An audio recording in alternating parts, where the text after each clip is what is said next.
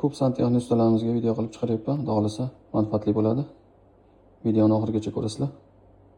Assalomu alaykum, hurmatli kuzatuvchilar, hurmatli obunachilar, hurmatli ustalar. Xudo xolasa bu videomiz son texnik ustalarimizga xudo xolasa manfaatli bo'ladi.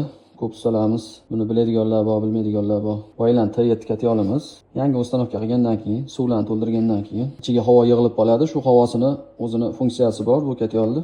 Shu havosini qanaqa qilib chiqarib yuborishni video qilib chiqaryapman. Videoni oxirigacha ko'rasizlar. Qani boshladik. Katyolimiz yangi suv quyildi. Uch holatda turibdi, tokka tiqilgan. I bilan plyusda bosib turamizda uch holatligida katyolni yoqamiz. Bismillah. Mana ikkita nuqta o'chib yonadi.